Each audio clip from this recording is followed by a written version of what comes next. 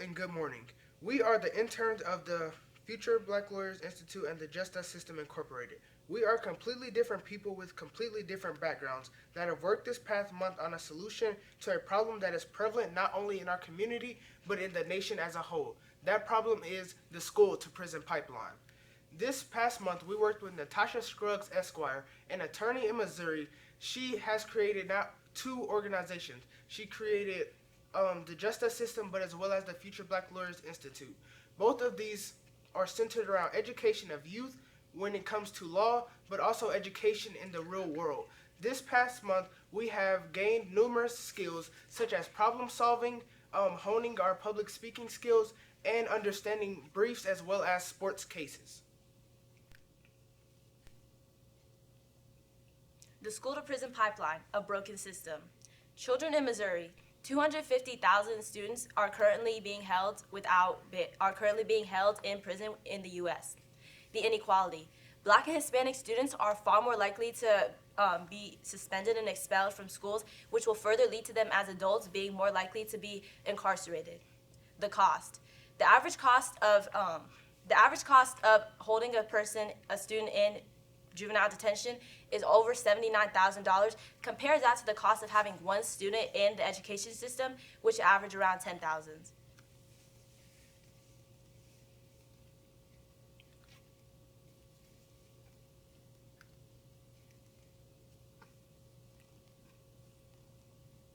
The problems. The school to prison pipeline is a path that starts at a very young age in education. Suspension is one of the first steps to the school to prison pipeline that will further lead down further problems. Suspensions are a problem because students are not able to keep up with their work and are therefore socially isolated from their peers, as well as having difficulty keeping up with their coursework. The next step of that is expulsion.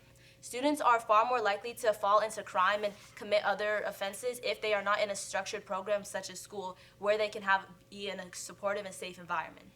The next step of that is pretrial. Students are far more likely to not be able to maintain their schoolwork, as well as struggling with their mental and physical health as the tolls of being in detention centers. They will also it also disproportionately affects lower income families as they are not able to afford the court and legal fees.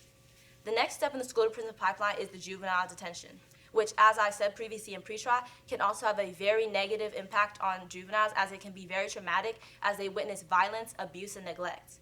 Another reason why it is very harmful is that students who are in juvenile detention are far less likely to graduate with their high school diploma, and will also cause them to fall into reoffenses, and will push them just right back into the criminal justice system. So that brings us to our solutions. So by providing our focus toward preventable measures such as research programs, mentorship programs, counseling, and resource for personal growth, we can help break the cycle of incarceration and offer these individuals a chance for a brighter future. It is crucial that we well prioritize the creation of safe and nurturing spaces within school to ensure that every student, regardless of their circumstance, can thrive and find the support they need to thrive. Our biggest solution is our success houses. Our building success houses is a solution to the school to prison pipeline issue, and it's an interesting idea. These houses can provide teens who are struggling with the school system or facing challenges in life with supportive and structured environment. By combining houses and education, you aim to give them opportunity to learn and develop skills that can lead to a successful life.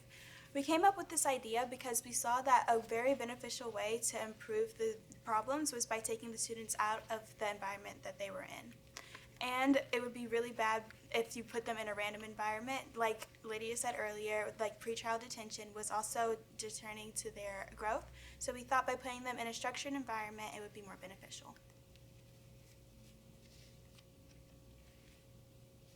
The JustUs Success Houses are container homes created to serve as an alternative to foster care and homelessness with KC youth. Our goal is to be a safety net by providing services such as counseling for trauma, behavioral, and substance abuse.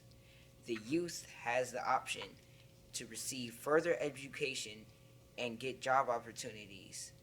The age acceptance spans from 16 to 21 years old, and at 16, emancipation papers will be signed. The estimated time of accessibility is late 2024 to early 2025.